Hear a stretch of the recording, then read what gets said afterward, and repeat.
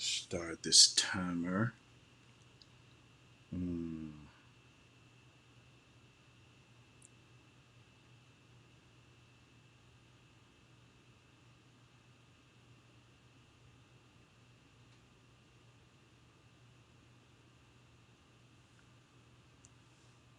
Start my timer.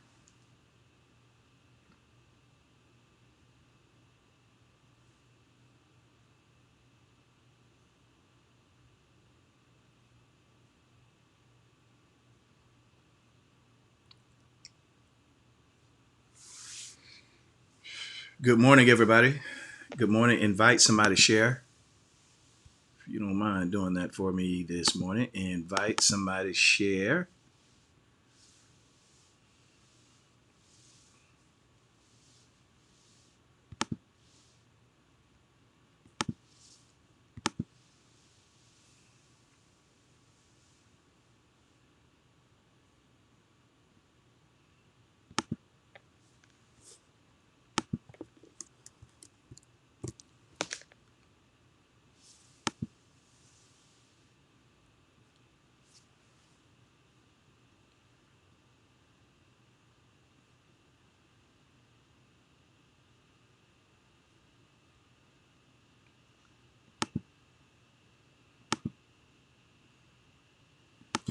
Good morning, everybody. Invite somebody to share.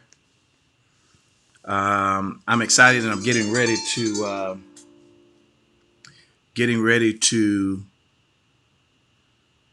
Um, we are excited and looking forward with great anticipation for um, our first show on the Sony Network, XOD, Experience on Demand. I'm so excited. I'm so thrilled about that. Uh, and it's in that excitement that I'm going to fill you in on quite a few things, quite a bit of information this morning. But I want to talk. I want to talk to you this morning about. Okay.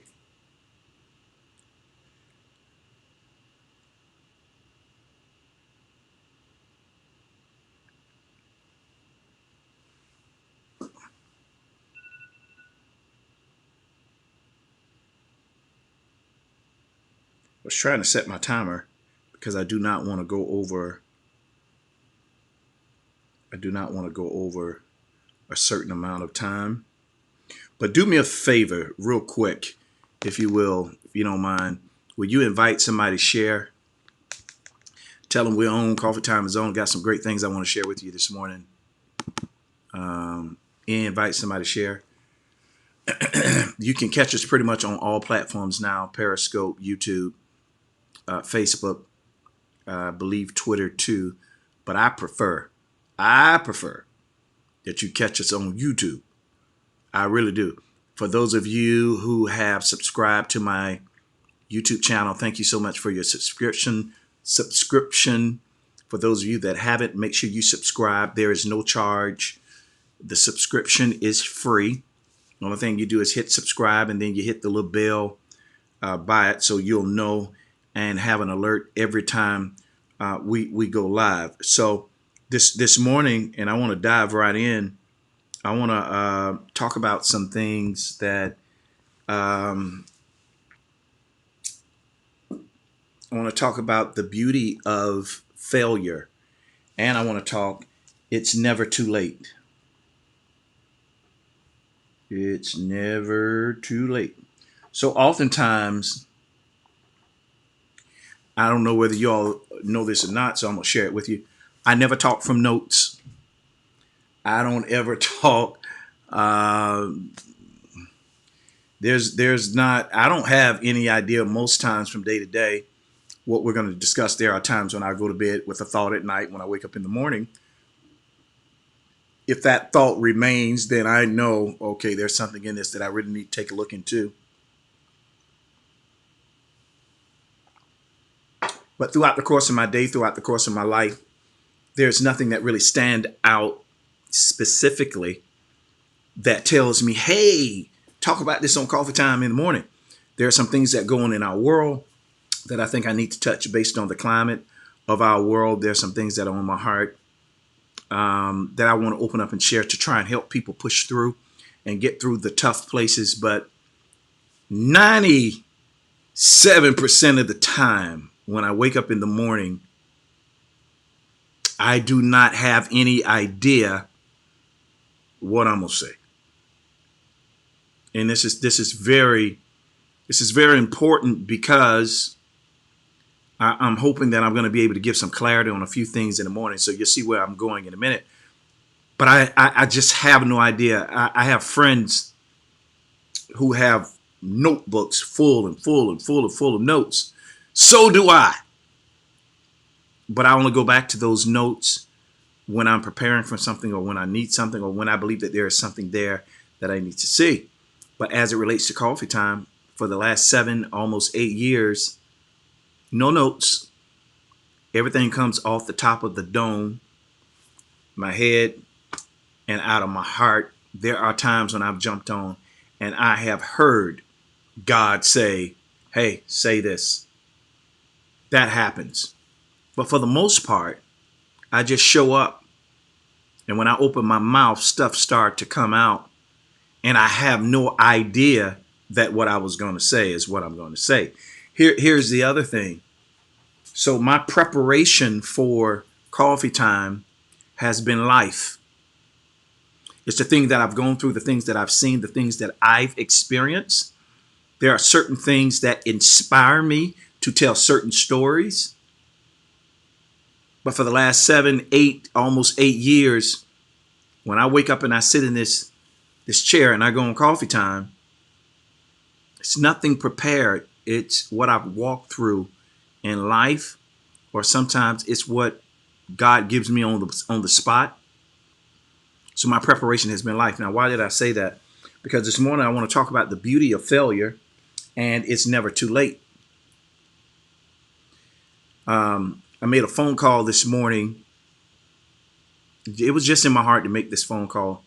Made a phone call, and while I was on the phone, we began to talk, and there are some things that they said that triggered some things in me. And I'm talking out of that trigger point right now. So many people believe, that things happen overnight. They believe that if things don't happen in the sequence that they've expected, or in the time frame that they've chosen, that whatever they believe is not going to happen, and they give up. And oftentimes they give up too soon. Pardon my rudeness. Let me digress and say good morning to everybody. Dewan McIntyre, good morning. Judith Phoenix, good morning. Sanar Thomas White, good morning. Janice Lady Parker, good morning. Tina White McPherson, good morning. Pi Wilkerson, good morning. Desiree Sanderlin, good morning. Gerald Basil Sr., good morning. Anybody that I missed, I do apologize. Facebook doesn't necessarily give me the name, but it does give me some. So those that it give me, I definitely acknowledge. So if I miss you this morning, please, it's not my fault. Talk to Facebook about it. India Songbird, my beautiful little sister, good morning. Adrian Elizabeth, good morning. Good to see you this morning. And so many people lack desire. And let me tell you why. They lack desire because when the desire and the passion comes, a lot of times we procrastinate at doing what it is we know we're supposed to do. I'm going to say that again. Many people lack desire. They lack passion because when the desire and the passion come, many of us procrastinate from doing the things that we know to do. Well, what do you mean? And what are you talking about as it relates to procrastination? It's real easy. Everybody is called to do something. There's an idea that I believe the Creator God has placed in all of our hearts to do. When we do not move on that idea immediately, We give the idea time to fade out. There is a energy and a passion that comes with every idea. Now, whether you cash in on that energy and passion is something totally different. When you get the idea, you have to start moving immediately. Sometimes there's grace when you don't move. That passion will come around again. That's called grace.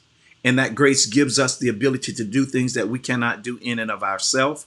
We don't qualify for it. It has nothing to do with us. It's really just the mercy and the grace of God that gives us another opportunity to do what we failed to do the first time. So when you get an idea, it's important. The first thing that you need to do, you need to write the idea down.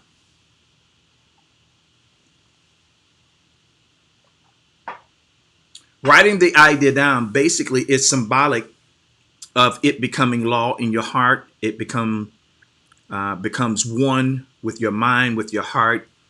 Writing it down also as a point of reference, and it staples it in the earth. What you write down, sometimes you have to go back, read it, remind yourself. There are some things that I wrote down some years ago, what I wanted to do, where I wanted to be. And they did not happen in the sequence that I thought they should. Neither did they happen in the time frame that I thought it should. And as a result of the sequence and the time, I drew a lot of discouragement from that. I never forget, y'all, we were on radio, and I had met a guy. Basically, the radio station sent me to meet this guy, and he wanted to syndicate. He wanted to syndicate my show, the Terrance Pickett show at the time. And this syndication deal was a huge deal, big deal for me, primarily because it's what I wanted. I had been desiring, praying for syndication. I believe that syndication was the next level for us. And if we can get the syndication deal, we'd be well on our way. And just as soon as we met with the guy about the syndication, because I didn't align myself up with certain terms, the terms of the agreement caused me to back out. And when I backed out of the agreement, now I'm back to ground zero, and we're back where we started. And that was not a good feeling. It was very discouraging. And then not long after that, maybe a year and a half later, we were off air. And it wasn't that the show, it wasn't that the show wasn't doing good. The show was the number one show at the station. It was the number one drive time show, Northeast Florida and other places. The show was doing exceptionally well. Man, we were killing the game. But the problem was the business. It was the business of the show. Certain agreements had been made that hadn't been met. And I felt like the company was eating off of us, but not willing to pay us. And, you don't want to walk away because of the beautiful situation, but at the same time,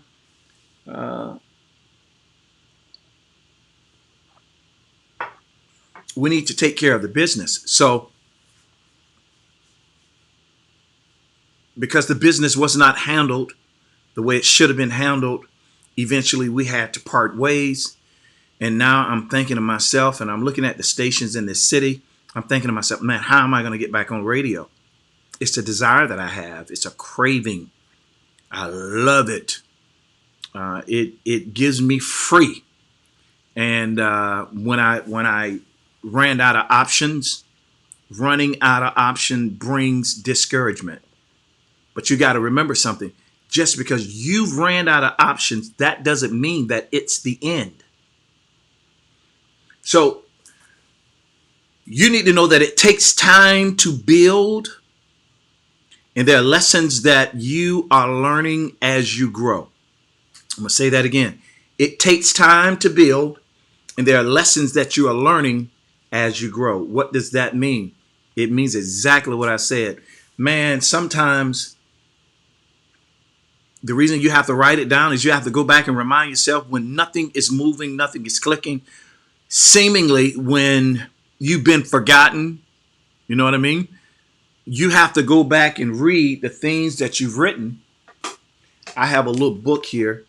Um, have an iPad that I can't find the charger to. I need a charger. If one of y'all have one of the old iPhone chargers, I need that. The one with the fat plug at the end. Help me out. I lost mine. It's in this house somewhere. I just can't find it. But you got to write that stuff down. So in days when you don't feel like you are, days that you feel less than, you have to read that plan, that vision, that idea that you have. And sometimes just reading it brings in encouragements. So good morning to my big bro, Derek Dexter Cole. Good to see you, sir. Pretty Black. Good morning. Karen McPherson. Good morning to you. So there is power in writing it down. Most, I would say 85% of what we learn, 85% of what we learn as a result of what we see. We are a picture-driven society. We learn by what we see. 85% of everything that we learn from what we see. So, they didn't do right by us in terms of the radio. And we did an excellent job. And I just could not understand how in the world are we the number one show and we don't have any way to go. So I kid you not, y'all. I wrote some things down, wrote down some goals, same book that I have here, of where I wanted to be, what I wanted to do. And here it is, almost 10 years later, and those things are coming to pass. So if you're taking notes, the first thing that you need to write down is you got to write down where you are going. The second thing I want you to write down, if you're taking notes, is don't judge where you are by where you're going.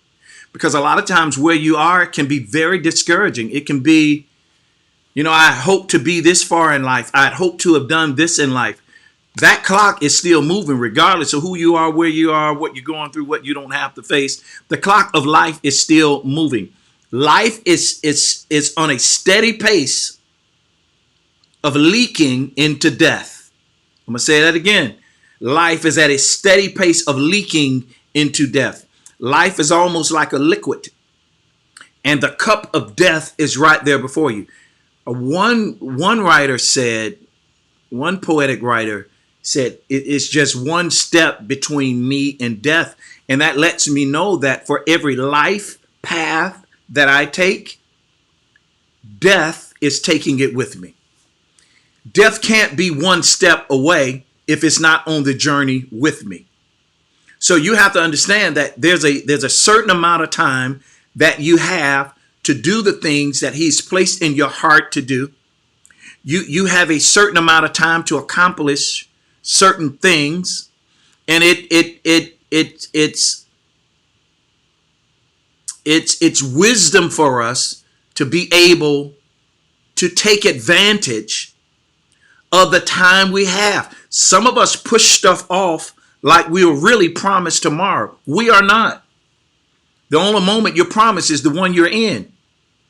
You're not promised tomorrow. You're not even promised the next second. The only promise you have is the moment you are in right now. But the moment that you're in right now will determine what moments look like later.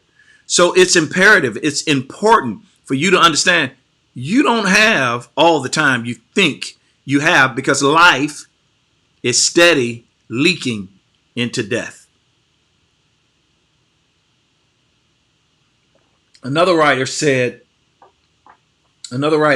that death and life is in the power of the tongue. They that love it will eat the fruit thereof. If death and life is in the power of the tongue, that means both of them are still available. So write this down.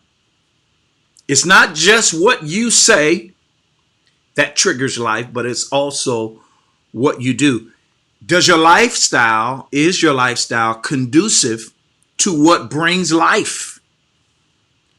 I was discouraged. We're not on radio.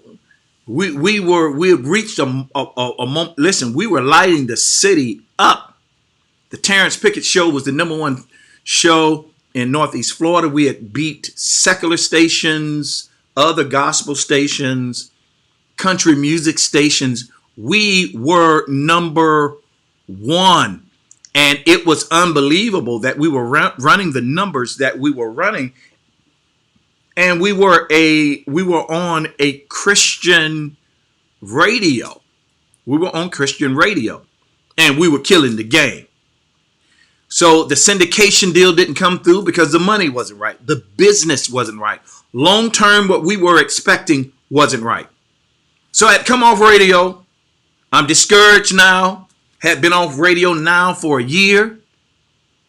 Then I started getting these calls from other radio stations wanting me to come be a part of the team. And every time I would sit down and meet with them, the business wasn't right. And it got to the point I'm like, God, I guess radio is not for me. Is what I started to believe because of the time that it took for people to even call.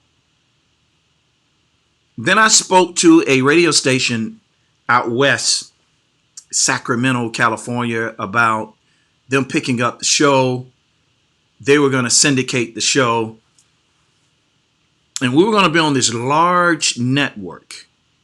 And once again, I said no to them because the business wasn't right. So when it came down to framing the show, when it came down to the personalities of the show, when it came down to understanding radio, we had done due diligence in learning and we had perfected something that was great. Everybody wanted it, but nobody wanted to pay the price for it. Now, at this time, I start hearing people tell me, well, maybe you need to take it to get the exposure and worry about the business later. No, sir, because we already have time in. If I was just starting out, that would be one thing. But at this junction where we are in this moment, no, the business has to be right. Or I don't have to be a part of that network because I refuse to sell myself less than what I'm worth. And it doesn't mean that you can't negotiate. It doesn't mean that I wouldn't have took less. What it means is I'm not going to be a slave to another man's idea and allow him to reap the benefits off of my labor without me being a part of it. So I never forget me, A-Train, Tracy, we sat down, we talked. Listen, everybody wanted to pick up the show. Nobody wanted to pay the freight. One company wanted the show. They were going to pay the freight. But there was a clause in the contract that they would own whatever we record. Nah, sir. How are you going to own what doesn't belong to you? That's intellectual property. It belongs to me. So I wouldn't do that deal. Years went by. Then the phone started to ring again. Let me tell you something. From the time that God gives you an idea until the time that thing comes into manifestation, it may be 10 years, it may be 20 years, it may be 15 years, it may be 40 years. You have got to stay the course no matter how long it takes for what you've seen to become your reality. We see two different ways. We have vision. Vision oftentimes is the picture that is painted in our heart. And then we have eyesight. That is a part of our senses. You have vision and you have eyesight. What I see, when what I see does not look like what I've envisioned, we got a problem. Houston, there is a problem. What do you do in the meantime when what you're hoping for, what you're believing for, does not look like where you are? Well, let me give you some information. It took Starbucks 22 years to become the business that they are right now. 22 2 years. Nothing happens overnight. Success does not happen overnight.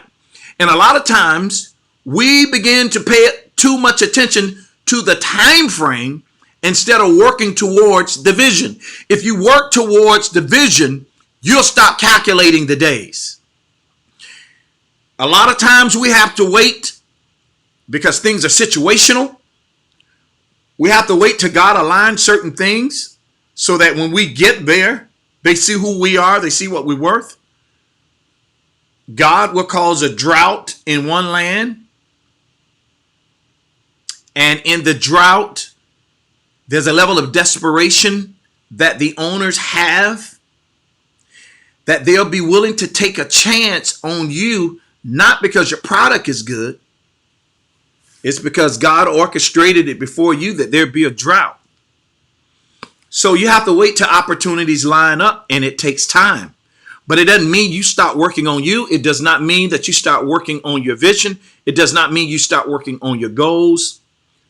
When what you see does not look like what you saw, that's a sign that there's more work to do in you. We don't like to talk about the work that it takes for ourselves. Constantly, the removing of bad ideology, the removal of negative thinking. We have to remove people in our circle who do not reflect where we're going. Many of us have friends that represent where we've been, but we don't have any friends that represent where we're going. Listen, you need to change your circle. You need to change your circle of friends, change your circle of influence. If you want to know where a man is going, you look at those that he's with. Your circle now tells me who you are and where you're going. And so many times, out of the loyalty of our heart, we've embraced people who are not moving, and they become leeches in our life. They become dead weight, and they are hindering us from the path we know we should go. I don't understand, for the love of God. I just don't understand, for the love of God, how we can have relationships that date back way when, but they're not feeding us for where we are and for where we're going. You're going to have to develop the guts and have the intestinal fortitude to be able to cut ties with people and be good with it. It doesn't mean you have to be mean. It can be done in a nice way. Stop making yourself available for people who have nothing to contribute to the success you're trying to achieve. They aren't ready. Here's another thing. If you are a builder and you are building something, why are you hanging out with takers? Takers are always in need. The only reason they appreciate your presence is they know that there's something they can capitalize off that you have. They're waiting for you to hit it big. They're not going to put the work in. They do not have the guts or the faith to do the work. So they're going to cheer you on because you're their ticket to success. You got to cut those kind of people off. Because in your season when nothing is working, in the season when nothing is clicking, they have nothing to contribute. And if you listen to them, they will cause you to abort what you believe. Their unbelief rubs off on you, and you start to believe the way they do, because you can't be progressive and look backwards. And a lot of times the people that we're with become dead weight to where we're going. Now I've got to pause. I want to say good morning to Janisha Jones. And I want to say a special good morning. He was my music teacher in 9th grade. Mr. John Larson. Y'all, that's my guy. He was my music teacher. Hold on, we got to give Mr. Larson a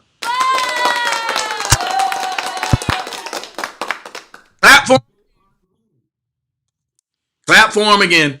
Anyway, Mr. Larson, thanks for joining us this morning. Welcome to Coffee Time. So you've got to clean up your circle. You've got to put yourself in a position where your friends and the people that you're rocking with look like where you're going instead of where you've been. You need people with you who are like-minded as it relates to accomplishing goals. If you are a builder, if you are creating something, you need to be around builders and creators. You don't need to be around a bunch of people that complain about everything, because they're going to kill your drive. All right. So it took Starbucks 22 years to become what they are now. But somebody kept believing that it was going to be what it is. That's why they kept going. You can't allow time to talk you out of believing the things that you saw in your heart. Let me tell you what our problem is really with time. Time reveals undisciplined emotions. I'm going to say it again.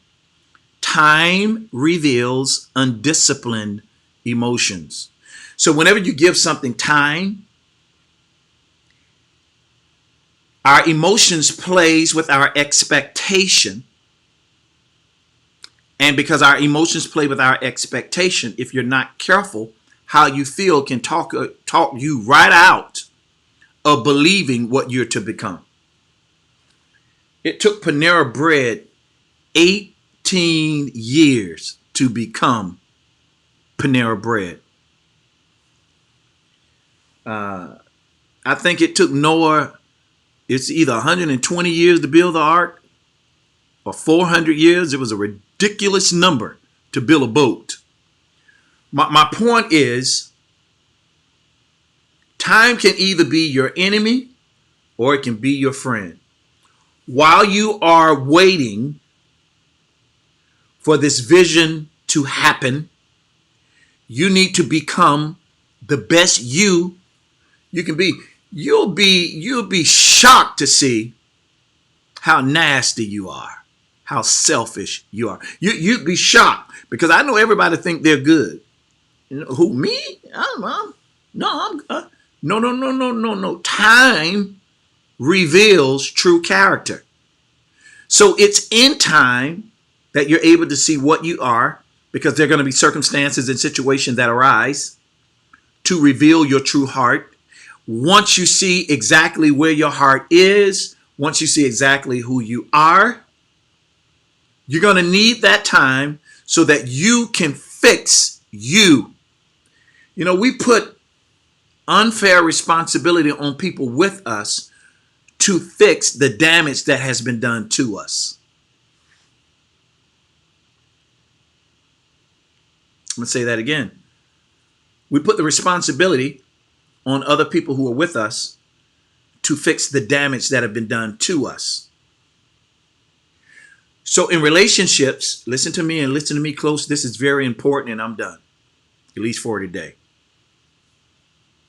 While I was waiting for this new deal to happen, I started seeing all kind of things in me that I did not like.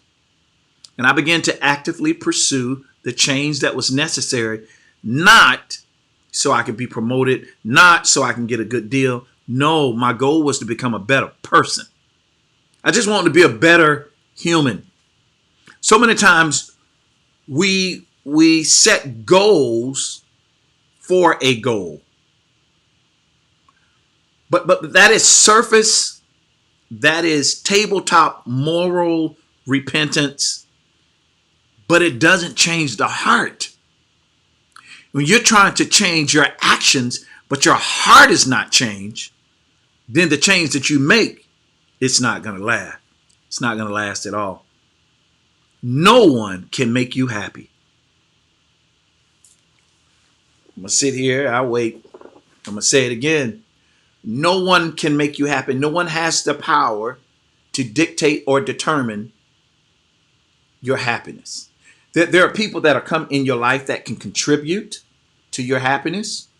They can add to your happiness, but they cannot create your happiness, because being happy is internal.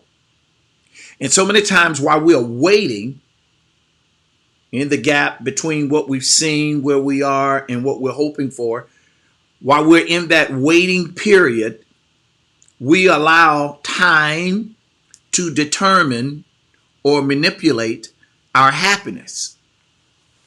You should be happy. just because you were on the wake up committee. You should be happy that your eyes are open. There are so many people, especially during this pandemic. So many people are dying of COVID-19. COVID-19 is not the only killer, but it speeds up. If there is a pre-existing medical condition, it speeds up the death process. And you woke up in the middle of a pandemic. Whether you have a $1 million or $1 or nothing to your name, that should give you some level of happiness. Why? Because as long as there's breath in the body, there's hope. And as long as there's hope, anything can happen. So happiness comes within. You cannot put the responsibility on other people to do for you what you need to do for yourself. Many of us, the reason we aren't happy is we have not had time to sit down and comb through the things that we've gone through and shelf our pains, medicate our pains. We've pacified our pains, meaning for this disadvantage or this thing that has happened to me, I'm going to shop to make myself feel better. Well, you're dealing with the surface, but you're not dealing with the root. And so many people, they deal with the fruit, but they never get to the root. So the problem recurs. It becomes a recurrence in our life. You need therapy. You need people around you that will encourage you to go to therapy. I have nothing against prayer. I believe in prayer. I'm a praying man. But there are some things that are spiritual and there are some things that are clinical. You need both to be clicking. You have to take responsibility for your own happiness and stop allowing other things that contribute to your happiness to be the source of why you're happy. Because once those things are gone, you will go back to your depressed state. Your happiness is your responsibility. There's so much more I want to share on this. I guess I have to do it later or even tomorrow. I'm over my time, 7 minutes over what I said I was going to do. Thank you all for tuning in. Without your ear, I don't have a voice. You make this possible. I'm grateful for you. I'm appreciative of you. Be sure to like my YouTube channel. Subscribe. It's free. Hit the bell so you'll know when we go live. Listen, you all have a great day. Remember, you were born to win, predestined to succeed. There's nothing that can happen to you today that the wisdom on the inside of you is not equipped to handle.